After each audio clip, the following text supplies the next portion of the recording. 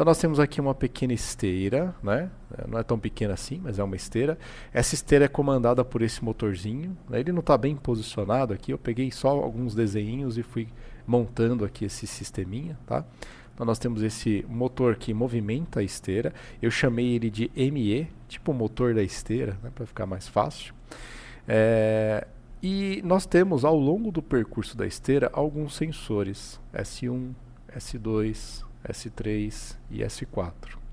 Esses sensores, aqui não necessariamente, não precisa se preocupar com a tecnologia de cada um desses sensores. Pode ser um sensor indutivo, pode ser um sensor capacitivo, pode ser um sensor óptico, né, que vai identificar a presença de um elemento.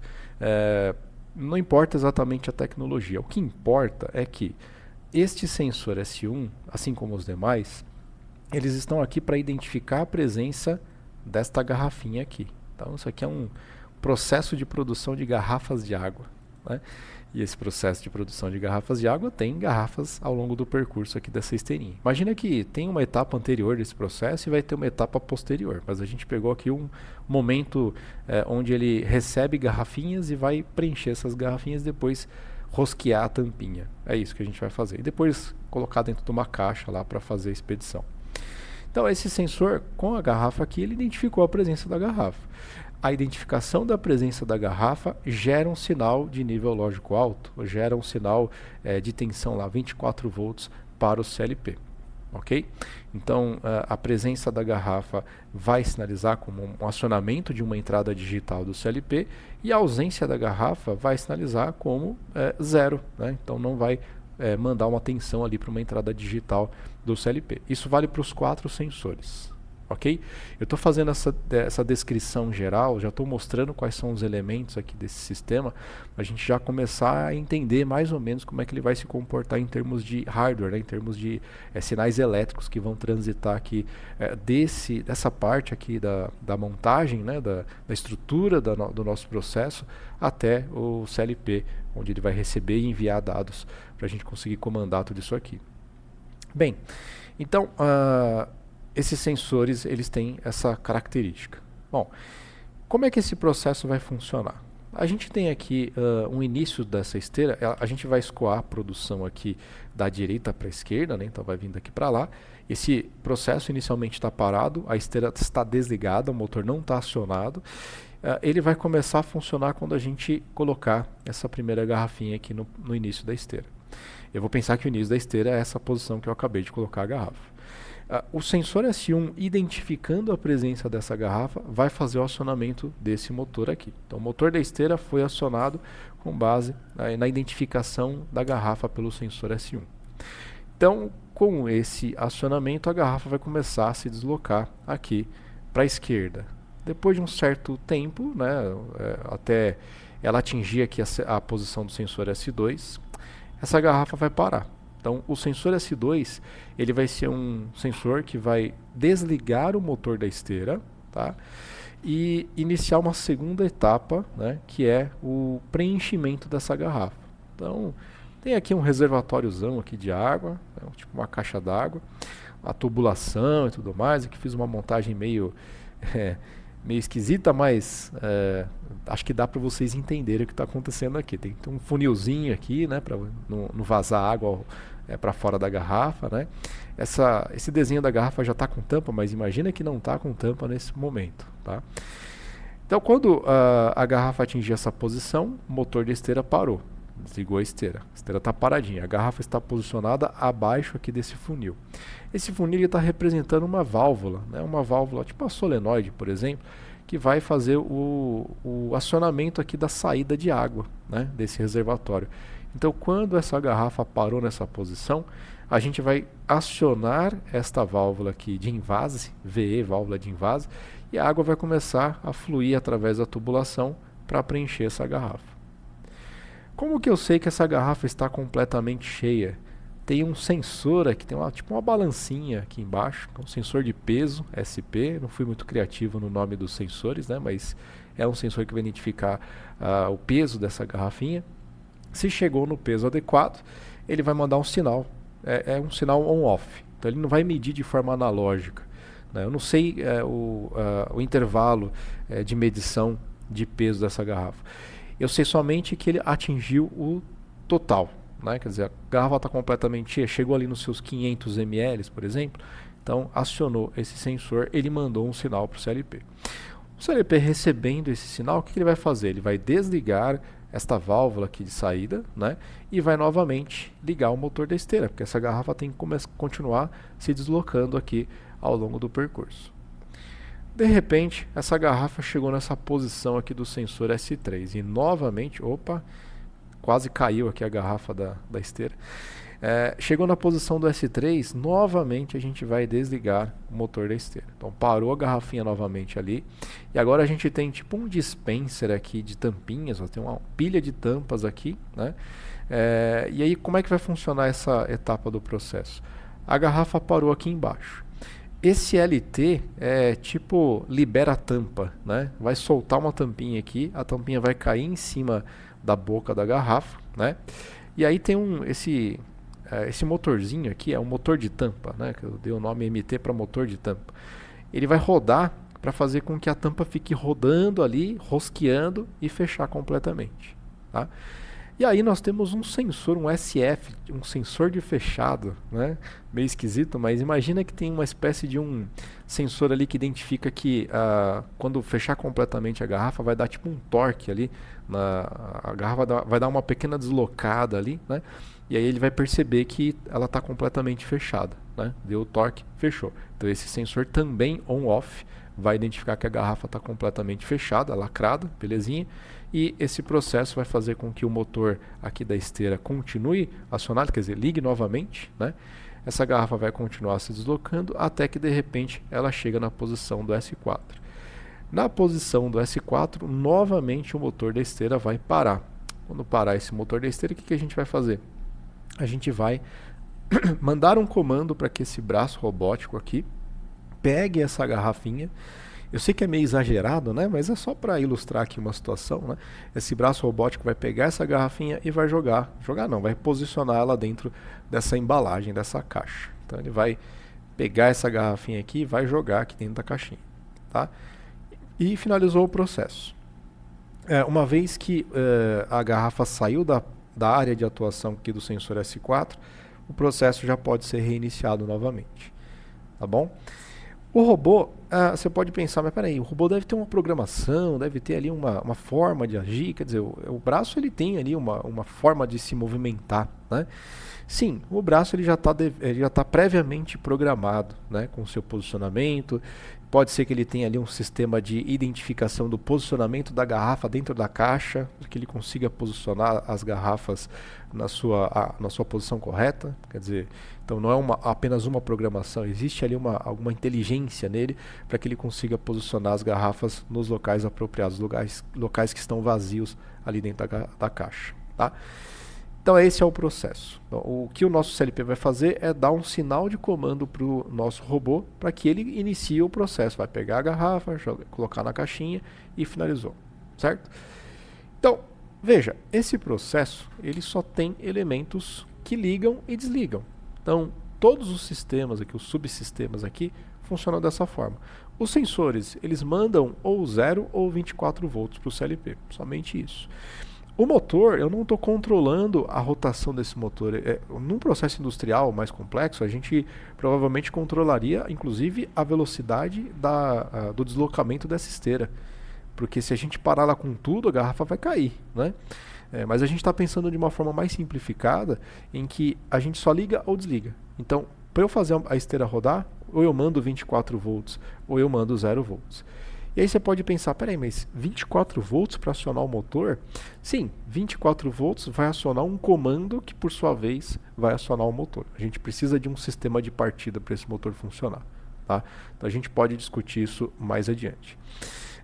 O sensor de peso também, eu poderia ter um sensor analógico que medisse de fato qual é o peso atual da garrafa e tivesse uma precisão boa ali, para que a gente não tivesse uma variação muito grande e padronizasse esse processo, né, para que tivesse até uma forma de você inspecionar, né, se a coisa está correta ou não, se ele está preenchendo com a quantidade correta, o volume correto ou não. Mas a gente calibrou um sensor que vai mandar um sinal on-off, quer dizer, mandou 24 volts, está preenchido completamente. Mandou 0 volts, ainda não está preenchido, né? Aqui o sensor do fechamento também, né? Tipo uma chavinha fim de curso, o motorzinho aqui para dar o torque na tampa, a liberação da tampa, aqui também tudo acionamentos on-off. E inclusive o robô, né? O robô não é um dispositivo on-off, mas imagina que ele está previamente programado, ele é um outro sistema, ele tem a sua própria programação, está devidamente programado e a gente só mandou um sinal para ele iniciar um ciclo dele, né? Ele vai fazer o ciclo, vai terminar e acabou. A gente poderia inclusive ter um feedback, né? O próprio robô mandar um sinal de volta para o CLP indicando, ó, terminei o processo. Mas a gente vai finalizar por aqui. E esse processo ele pode ser contínuo, quer dizer, a gente pode continuar repetindo isso indefinidamente, né? Tudo bem, essa é a proposta. A nossa ideia agora é resolver esse problema aqui. A gente poderia resolver isso de diversas formas. A gente poderia pegar um Arduino aqui, ligar e fazer uma interface aqui entre esses sistemas. A gente poderia pegar montar um sistema de eletrônica digital aqui, enfim. Mas a gente vai utilizar um CLP porque é uma aplicação mais apropriada para esse tipo de situação, né? Nós temos aqui um ambiente industrial, então a gente precisa de uma solução mais robusta para conseguir resolver esse problema, tá? E talvez um bom ponto de partida seja a gente iniciar essa programação rabiscando aqui nessa lousinha mesmo, tá? E eu vou tentar aqui com vocês, não sei se eu vou conseguir deixar... eu acho que dá. Eu acho que assim não vai ficar muito pequeno. Eu vou tirar essas garrafinhas aqui, ó. Vou fingir que o processo aqui tem várias garrafas na fila aqui, né? Enquanto uma está preenchendo, a outra está rosqueando, a outra já está no início do processo, enfim, para a gente ter produtividade. E vamos desenhar aqui a nossa programação. O que eu vou fazer aqui com vocês é uma forma de se programar que é uma espécie de uma programação intuitiva. A gente vai simplesmente analisar passo a passo o que está acontecendo e ir resolvendo cada passo do nosso sistema de maneira intuitiva. Não vou aplicar nenhuma metodologia de programação. Se vocês olharem nos materiais que eu deixei disponível, tem uma playlist lá sobre CLP e lá eu tenho algumas técnicas da gente melhorar esse processo. Então, por exemplo, usando cadeia estacionária, máquina de estados, ficaria muito mais interessante. Mas eu quero fazer desse jeito justamente porque talvez esse seja o seu primeiro contato com linguagem ladder, o primeiro contato com uma situação como essa. Então vamos resolver ela de forma intuitiva, né? A gente vai fazer primeiro aqui no papel, depois a gente passa lá para o programa e aí com isso eu espero, né? Minha intenção é que vocês compreendam aqui como que a gente raciocina aqui para resolver uma situação como essa. Então vamos começar do começo. O meu processo inicia quando o sensor S1 identificar a presença ali de uma garrafa. Então, eu vou utilizar uma entrada do CLP, lembra a simbologia aqui no ladder, né, de uma entrada digital? Essa simbologia aqui. Eu vou utilizar essa entrada para fazer o acionamento de uma saída. Que saída? O motor. Então eu vou especificar já os nomes aqui, a nomenclatura, da forma que a gente vai utilizar, que a gente está utilizando aqui nesse esboço aqui. Então o S1 está fazendo o acionamento do ME, que é o motor da esteira, certo? Então é uma entrada, uma saída. Se eu fechar o contato aqui de S1, ele vai acionar o motor da esteira. Perfeito. O que vai acontecer? A esteira vai começar a se deslocar. A garrafa vai sair da área de atuação aqui do sensor S1. E o que vai acontecer com o motor da esteira? Vai desligar. Então eu preciso criar alguma estratégia para que esse motor permaneça acionado quando a garrafa sair da área de atuação desse nosso sensor. E como que eu posso fazer isso? Eu posso fazer isso utilizando uma técnica, que é um negócio bem simplesinho, uma das primeiras coisas que a gente aprende aqui, que é colocar um contato de selo. Eu vou colocar aqui um contatinho de selo com a mesma nomenclatura aqui, ME. Então o que acontece? Lá dentro do CLP existe uma tabela que faz a referência das entradas digitais e uma outra tabela que faz a referência das saídas digitais. Essa tabela a gente pode usar ela como base para criar contatos internos, como se fossem memórias, né, ou contatos auxiliares, para utilizar dentro da programação. Então, existe uma saída física que a gente colocou o motor da esteira, é o ME. Só que lá dentro também existe a representação simbólica, né, dentro de uma tabela do ME, dessa saída. E eu posso aproveitar essa representação para fazer alguma operação. Então o que eu estou fazendo com essa configuração que eu acabei de fazer?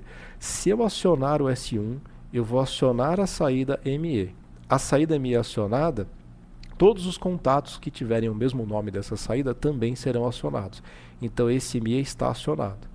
Se a garrafa sair da área de atuação e esse S1 passar a não mais estar acionado, o motor ele permanece acionado porque esse contato mantém o seu acionamento. É isso mais ou menos que é a ideia do contato de selo. A gente acabou de criar um selo aqui para manter esse acionamento. Ok? Bom, essa esteira está deslocando aqui a garrafinha. A garrafinha, em algum momento, acho que é melhor eu tirar essas garrafas aqui, porque pode acabar gerando uma confusão. Em algum momento, essa garrafinha vai atingir aqui a posição do sensor S2. De repente, ele chegou aqui na posição do sensor S2. O que eu preciso fazer quando eu atinjo a posição do S2? Primeiro, eu vou desligar esse motor. Então, eu vou fazer um negócio aqui, ó. Eu vou colocar aqui um contato normal fechado relacionado ao S2, que vai funcionar da seguinte forma. Quando esse sensor for acionado, ele vai mandar um sinal para o CLP para comutar todas as representações relativas a essa entrada digital. Então, se eu estou usando uma representação normal fechado no meu programa, quando ela receber informação de acionamento, ela vai abrir, ela vai comutar, ela vai mudar o estado desse contato, ele vai abrir. Se eu desligar por aqui, quer dizer, eu vou desligar o que fazia esse motor manter acionado, né? Então, se eu derrubar por aqui, esse contato de selo também vai ser derrubado, então o meu motor da esteira vai ser desligado. Quando a garrafa atingir essa posição, só nessa primeira linha que a gente acabou de fazer, a gente já garantiu que a nossa esteira está parada. Tá? Dando continuidade, quando a gente chega nessa posição, eu falei para vocês que eu precisava acionar esta válvula de invase, né, e ficar monitorando ali o SP, né, o sensor de peso, para verificar se ele já atingiu a quantidade, o volume adequado ali para o preenchimento dessa garrafinha. Né? Então o que eu vou fazer aqui? Eu vou dar um espacinho, vocês vão entender por que daqui a pouco, para colocar aqui o sensor S2. Então o sensor S2, quando acionado, ele vai acionar uma saída. Né? Então quando chegou na posição do S2, ele vai acionar a válvula de invase. Certo? Então, veja o processo como um todo. Ele primeiro começou com o acionamento de S1. Como o sensor S2 não foi acionado, o contato fechado permanece fechado, mantém a ligação de um ponto para o outro. Né? Então, coloquei a garrafinha lá, sensor S1 foi acionado. Ligou o motor, contato de selo mantém o motor acionado, garrafa começou a se deslocar para cá. Quando atingiu a posição do S2, abriu esse contato e fechou esse contato. Na abertura desse contato de cima, desligou o motor da esteira, garrafa parou embaixo do bico ali do funil de invase. E ao mesmo tempo a gente acionou aqui a válvula de invase, que vai fazer com que comece a escoar a água aqui para fazer o preenchimento dessa garrafinha. E aí eu pergunto, quando que a gente vai desligar essa válvula de invase e reiniciar esse processo? Quando o sensor SP, esse sensor aqui de peso, identificar que atingiu o volume de água necessário, a calibração que já foi feita aqui nesse sensor. Então eu vou excluir um pedacinho aqui para a gente forçar um desligamento. E você já deve provavelmente pensar, né? Eu provavelmente vou colocar aqui um contato normal fechado. De quem? De SP. Né? Então, quando atingiu o peso pré-definido, esse sensor aqui vai mandar um sinal para o CLP. O sinal para o CLP recebido do CLP vai comutar as representações relacionadas a essa entrada digital. Então, como a gente está usando uma representação normal fechada, ela vai abrir. Se ela abre, desliga a válvula de invase. Certo? Então, parou de preencher a nossa garrafinha. Só que agora eu preciso reiniciar esse processo. Eu preciso novamente fazer com que a esteira volte a andar, né? Então o que eu vou fazer? Eu vou colocar um outro botão aqui, uma outra entrada aqui, só que essa entrada vai ser o SP, quer dizer, o sensor de peso. Uma vez que ele atingiu o peso adequado, né, ele mandou um comando ali para fazer o desligamento, né, da nossa válvula de invase, e ao mesmo tempo, ó, por aqui, ele está fazendo o acionamento do motor.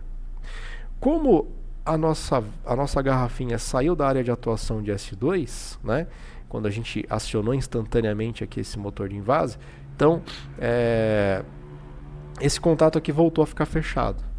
E como esse cara foi acionado, o seu contato de selo também foi acionado. Então ele, mesmo que ele saia da posição ali, né, ele vai permanecer com esse motor acionado por conta desse contato de selo, tá? Então a gente criou uma forma de religar, quer dizer, de ligar novamente o nosso sistema nesse ponto. E aí a nossa garrafinha volta a se deslocar aqui para a esquerda, até um determinado ponto que ela chega aqui na posição de colocar a tampinha. Quando ele chega na posição de colocar a tampinha, e aí talvez você também já esteja pensando que a linha que vai fazer isso é muito parecida com a anterior, né? Primeiro, eu preciso identificar que chegou ali na posição do S3. Então eu vou pegar uma entrada digital de S3 que vai fazer o acionamento, e agora dois acionamentos, porque nós temos duas saídas aqui. Nós temos uma saída que é o dispositivo que libera a tampa, o LT, e temos aqui esse motorzinho que vai fazer o acionamento do giro ali da tampinha para ele conseguir rosquear, né? Então eu vou fazer uma representação aqui paralela, né, para colocar o LT e para colocar o MT, ok?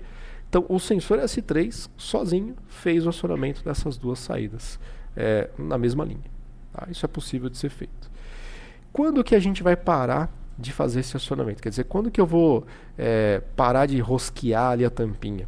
Imagina que fisicamente, né, por mais que eu tenha liberado a tampinha, né, e mantenha aqui esse cara acionado, né, esse cara aqui, ó, imagina que o nosso sistema ele só é como se fosse uma válvulinha solenoide ali, uma travinha, né, que o acionamento dela faz ela voltar para a posição natural. Só cai uma tampinha, mesmo que eu mantenha acionado, tá? Então não tem risco de ficar caindo um monte de tampa ali. Quando que isso aqui para? Quando o sensor que mostra a finalização do fechamento for acionado. Então novamente a gente pode abrir aqui um espacinho, colocar um contato normal fechado também, esse sensor SF, tá? Opa, normal fechado. Enquanto não for atingido ali o fechamento completo, esse cara permanece fechado, a gente permanece com esse acionamento feito. Quer dizer, o motorzinho aqui da tampinha continua rodando. Quando chegou ali no torque, né, quando chegou no fechamento completo, esse sensor foi acionado e desligou esses dois caras aqui, né? E quando acontece o desligamento desses dois caras, o que eu vou precisar fazer? Eu vou precisar continuar o meu processo. Eu vou precisar fazer com que a garrafinha continue se deslocando. E aí eu vou precisar novamente ligar a minha esteira. Eu não sei se você percebeu, mas eu não desliguei a esteira ainda, né? Eu acabei me esquecendo, mas quando a garrafinha chega na posição do sensor S3, ó, para eu poder deixar ela paradinha ali e jogar a tampa e começar a rosquear, eu preciso parar o motor da esteira. Como que eu faço isso? Mesmo processo que a gente fez anteriormente. Vou colocar novamente aqui um contato normal fechado, só que aqui relacionado a S3, tá? E aí, quem que vai fazer ela voltar a se deslocar, né? Quer dizer, a esteira voltar a ligar? Eu vou colocar mais um paralelo aqui e o sensor SF, né? Terminou de rosquear, está completamente rosqueado, está fechado, lacrado, pode mandar acionar de novo a esteira. Então, a gente mandou acionar a esteira por aqui, né? Saiu do campo de atuação de S3, contato de selo aqui vai funcionar, né? Os dois sensores não tem nada embaixo deles, então a gente está pensando agora num processo que só tem uma garrafa, aliás, uma garrafa no processo completo. Você viu que aquela ideia de colocar uma garrafa em cada espaço ali já não daria certo nessa nossa proposta de solução, né? Mas a nossa garrafinha agora volta a se deslocar ao longo aqui da esteira. E até um determinado momento que ela vai atingir S4. E agora, antes da gente esquecer desse detalhe, quando atingir o S4, novamente eu tenho que parar a esteira. Então eu já vou botar aqui um contatinho normal fechado. Enquanto o sensor S4 não for acionado, a esteira permanece ligada. Quando ele for acionado, vai abrir esse contato normal fechado, a esteira vai parar. Então já parou a minha garrafinha aqui na posição do S4. O que eu preciso fazer agora? Eu falei que o robô ele precisa de um comando, precisa de um start ali para ele pegar a garrafa e posicionar dentro da caixa. Então eu vou dar esse start, esse comando agora, fazendo aqui um acionamento. O S4 vai fazer o comando. Eu vou colocar aqui para a saída e eu chamei o robozinho de RB. Tá? Então S4 aciona RB.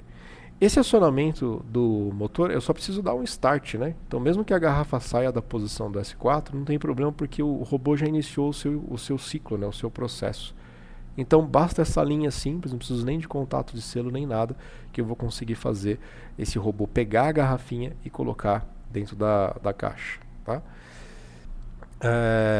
Uma coisa interessante que está acontecendo aqui, gente, que é muito importante e que é um detalhe que muita gente acaba escorregando, né, errando quando vai fazer programação em ladder, que é a utilização de saídas digitais. A gente nunca vai utilizar saídas digitais mais de uma vez ou em mais de uma linha na nossa programação. Então, se eu tenho uma saída chamada ME, que é o motor da esteira, eu só vou usar uma vez ele. A menos que eu utilize contatos de bobinas de 7 reset. Que não é o caso aqui, a gente não falou sobre isso ainda. Mas se eu não estiver utilizando bobinas de 7 reset, eu só vou utilizar apenas uma vez. Existe um negócio que eu comentei com vocês na primeira aula, que eu falei sobre o ciclo de varredura, né? Ele vai fazer a leitura aqui das entradas digitais e vai jogar numa tabela. Tá lá, tem uma tabela dentro do CLP que representa todas as entradas digitais. Ele leu todos os bornes das entradas digitais e pegou os seus estados lógicos e jogou nessa tabela. Aí, quando ele vai fazer a verificação aqui do nosso ladder, o que ele faz? Ele pega essa tabela, consulta essa tabela e analisa, qual que era o estado de S1, qual que era o estado de S2, de S3, de S4, de ME, de SP, de SF. Ele vai ver tudo isso e vai atualizar na tabela de saída o estado de ME. Então, para essa lógica da primeira linha, ME, vamos supor que ele tenha que ser acionado.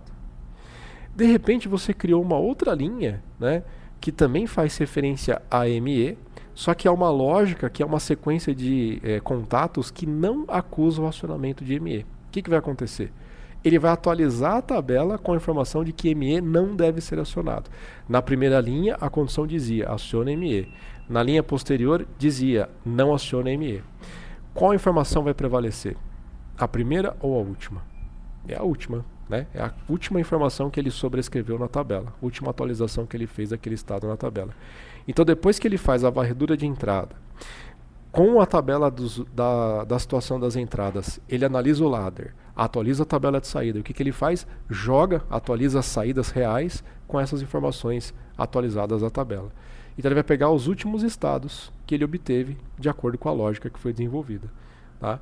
Então por isso que a gente não deve utilizar uma mesma saída digital, uma mesma saída de programação aqui do ladder em mais de uma linha, porque isso pode gerar um problema bem grave. Inclusive façam um teste, né? Se vocês quiserem, faz esse teste que eu falei, né? Cria uma lógica que na primeira linha aciona uma determinada saída e que na segunda linha não aciona essa saída. E vê o que acontece. Faz o teste. Você vai ver que em determinadas situações vai acionar e em outras não. Quando a primeira linha for validada e a segunda não, o seu motor, a sua saída não vai ser acionada. E quando a segunda linha, a última, né, indicar pela lógica, né, que deve ser acionado, ele vai acionar. Você vai pegar sempre o estado da última linha. Tá? Isso pode gerar um comportamento muito ruim para o seu processo. Tá bom? Bem, então esse daqui é a nossa solução.